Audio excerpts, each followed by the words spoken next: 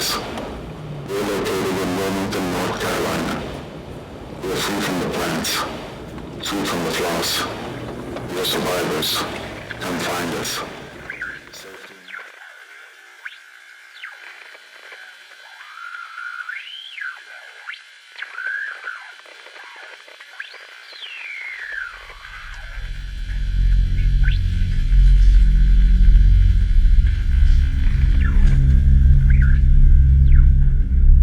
Hard to believe just how thoroughly the world has been remade since the days when there was a functioning human civilization and the everyday life was safe.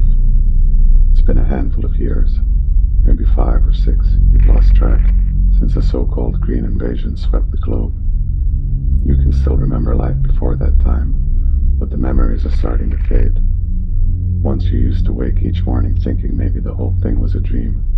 Now you wake sometimes fearing that maybe your memories of an ordered world are actually the true phantasm. The shocking changes that swallowed up the world began innocently enough. The year was 1976 or 77, you think. News stories began cropping up in newspapers about unexplained changes in the fertility of different parts of the planet. Places that had always struggled to grow enough food suddenly found themselves with record-breaking crop yields. More and more areas, which were normally green and lush, mysteriously reported a phenomenal overabundance of plant growth of all kinds. Each of these miraculous stories were correlated with observations of a weird floss-like substance that was born on the wind. Overall, the abundance of food crops was seen as a very welcome, if somewhat inexplicable, natural development. After all, it was only a few years since the black and white photographs of famine in Ethiopia and Bangladesh shocked the world. But it wasn't long before the scientifically mystifying phenomenon proved to be anything but a boon. Reports started to emerge about peculiar and messy deaths suffered by individuals who had eaten food grown under the influence of the super-fertilizing floss.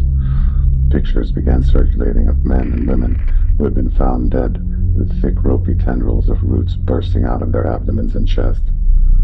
Scientists investigated, and despite the government's efforts to suppress the story, people began to hear the theory. They believed that the same unknown element that caused the superabundant growth actually continued to thrive after the food was picked, even after it was consumed. Under some circumstances, enough could accumulate in the body and germinate, sending out powerful roots pushing outwards from within the body. A panic ensued, during which time people began to fear any type of food grown in soil touched by the floss. The only problem was, by then, the stuff was everywhere. And not just that, but the mysterious element had made its way into the livestock that had eaten it, thus making all animal-derived food just as risky. Meanwhile, the spread of the verdant green and strangling plant cover continued across the globe, crushing buildings and even cities in its path. It didn't take very long for the trappings of society to break down. The infrastructure that supported modern civilization soon followed. After that, who wanted to go to work if it meant risking a terrifying plant infection? Far better to go into isolation and stockpile as much canned food. Nations soon became cut off from one another, then states, and finally even regional communities lost the ability to coordinate or even communicate with one another. Life became a constant struggle to scavenge what little safe food survives and fend off people who would steal it. That's what existence is now. Scattered oases exist amid the terrifying green post-apocalyptic world. You were lucky enough to stumble upon one of them, a research compound run by Dr. Kira Tan. She is a very smart biologist who is working hard to find a way to fight back against the plant scourge, or at least make it safe to eat fresh food again. She's not the only one working towards that end, though. A year ago, Dr. Tan's people got an old CB radio working and made contact with 3 or 4 other scientific groups around America who were also working on finding a cure, each using their own expertise and knowledge. A week or so ago, Dr. Tan received a message from one of those groups. Its chief botanist, a man named Gregory Crump, had reported the discovery of some significance. Crump wants to share his notes with Dr. Tan, hoping that by combining their knowledge, a breakthrough, or dare they hope, a cure might be found. Crump's group live on the West Coast, far from their home base. In order to propagate the knowledge, the botanist has offered to meet Dr. Tan in a location halfway between the two locations.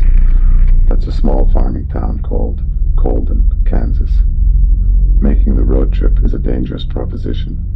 To protect herself and the precious notes, Dr. Tan has asked you to accompany her as both company and protection. You and a small crew have loaded up an old fiberglass side camper with enough food to last a week.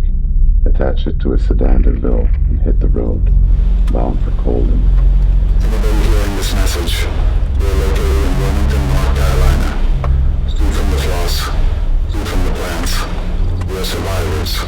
Come find us. Safety in numbers. Live and work together at new beginnings. Wilmington, North Carolina. Sign on for 10 years and get your own house.